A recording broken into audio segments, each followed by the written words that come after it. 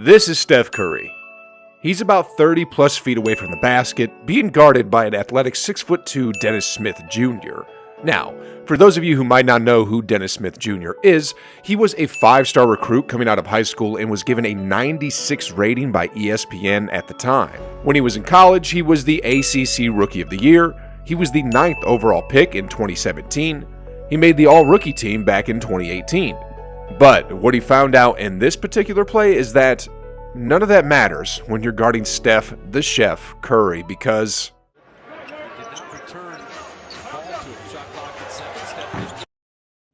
yeah. Hey guys, today I want to go over some news about what's going on in the Bay Area to keep y'all informed on everything going on with the Warriors organization. First of all, waivings. The Warriors have waived Jordan Bell, Michael Mulder, Avery Bradley, and Gary Payton II. As for their vacant second two-way contract spot, the Warriors recently signed Jeff Downton to fill that position, and as for the last 15th spot, it's currently open, but I did hear they're thinking of bringing Gary Payton II back. As for Avery Bradley, well, he's become a prime target of social media's cruel humor. What do you mean, you might ask? Well, it is a bit off topic, but let me show you real quick. So a little while ago, Avery Bradley praised the Warriors organization by saying, quote, "No offense to the other NBA teams, but Golden State is one of the best organizations in the NBA from top to bottom," end quote. Then after this tweet came out, people started memeing that the Warriors front office response to Bradley's praises were like, "Man, sit your dumb down and In fact, some people even said that after he was waived, he went to LeBron's house to do this. I wanna say I'm sorry for the things I've done. That is just ice cold, guys. I wish Avery Bradley all the best with the Lakers now that he's signed in Los Angeles, but anyways, back to the Warrior news. James Wiseman is who I want to talk about next. The 2020 number 2 overall pick is still rehabbing from that meniscus tear and is going to be reevaluated on November 1st. And so far, his involvement in practices have been limited. He hasn't been cleared yet for full contact drills or any scrimmages, but he's taking a mastery in basics from Dejan Milojevic, the one who is credited with building a lot of Nikola Jokic's fundamentals. Recently, Milojevic had this to say of Wiseman: "My first goal is to just have him fit in with Golden State. He's in a different situation than some rookies because he plays with several superstars. I think it's very beneficial for him. He's going to learn how to play with one of the best players ever." When it came to the development of Wiseman, Milojevic further said, "When we talk about developing a player, there is a part where you learn skills, but there is a more important part where you work on decision making on the court. This part is even more important than the part of learning how to dribble and shoot. The most tricky part is to implement those into games. Man, the only decision-making Wiseman needs to learn is as follows. On the kick. Number 1, when someone like Draymond shoots, get as far under the rim as possible.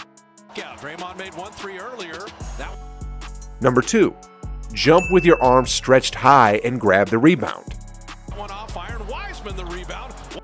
Number 3, jump back up and dunk." Guys, I'll be honest, that was a joke and not a joke at the same time. You'll figure it out. Anyway, moving on, let's talk about Klay Thompson. It's been recently reported by Shams Charania of The Athletic that Klay, the Beast of the Bay Thompson, is expected to be cleared for full contact practices within about a month. So, sometime in the middle of November is what it looks like, and around Christmas time is when he'll suit up for an actual game. It seems that now also a lot of news outlets are believing that if Klay is healthy, the Warriors are going back to the finals. I think finals is absolutely their ceiling. Interesting. Obviously, a lot of it has to do with Klay, right? Like, we're kind of assuming an optimistic prognosis for Klay. Next up here, let's talk about Jordan Kid Splash Poole. Alongside Tyler Herro, who was a human torch during the preseason, and 3 others, Jordan Poole was announced to the NBA All-Preseason team as he averaged about 22 points on shooting splits of 51, 36, and 87. Poole's offense has been nothing short of just absolute fire, but what Steve Kerr and the rest of the coaching staff wants to see now is his defense improve. Kerr recently said of Poole after one of the preseason games, "The thing we're trying to press upon him now is his defense. It's going to determine everything. His first half defense was really poor. In transition, he wasn't hustling back, wasn't playing with any physicality. Now, I'm not Jordan Poole, of course, but I'm guessing in his mind he probably said something like, the best defense is a good offense. Anyway, moving on here, Steph Curry still owns the Portland Trail Blazers. I mean, he dropped 41 in 30 minutes and was all smiles. Anyway, he amazes not only us fans, but his teammates too. Check out what the rookie Moses Moody said about the performance. Man, it's crazy. I'm on the team now. When he's doing it for us, it makes it a lot sweeter than watching it on TV. He's coming off the ball screens, and sometimes they just want to blitz him and get it out of his hands. It leaves the floor a lot more spaced out, a lot more opportunities for guys to get shots. Let's take a quick look right here to see what he means. Okay, so Draymond has the ball here and is about to hand it off to Steph. It was a good rotation, like you said. Next off, just like Moody said, they blitz Steph, and as a result, Draymond has a clear lane to the basket. Also as a result, Wiggins' defender has to block the lane, which leads to a highlight play from the former #1 overall pick. Draymond. Sheesh. Warriors basketball is sure fun to watch, guys.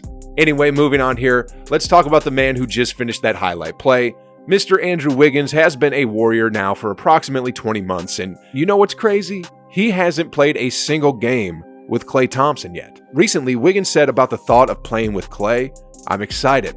The whole team sees every day how hard he works, the greatness he brings to the game. So I'm excited to play with him, alongside him defensively, offensively, and I feel like we're just going to bring it to the next level. Man, I am super excited too. Can you imagine a death lineup consisting of Steph, Poole, Draymond, Wiggins, and Klay? Splash, splash, and a little more splash. Anyway, last up here, I want to go over the funny relationship between Draymond and the new veteran Bjelica.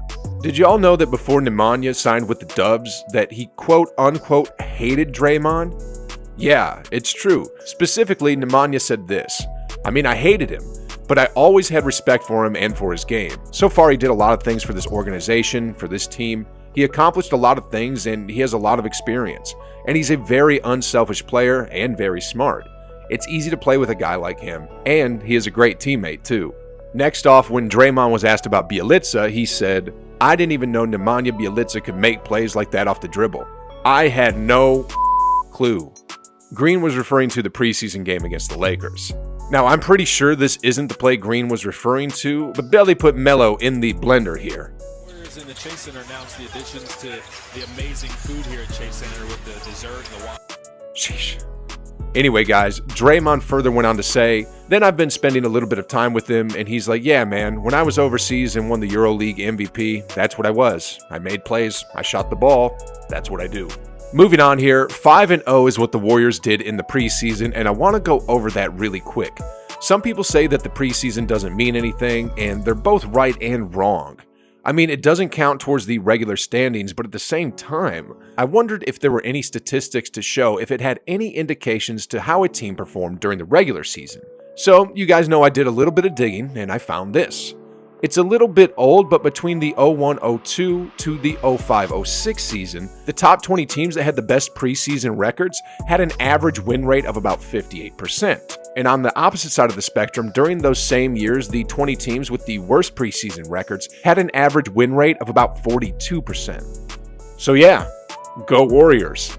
Oh, and by the way, have you ever wondered how Jordan Poole got so dang good?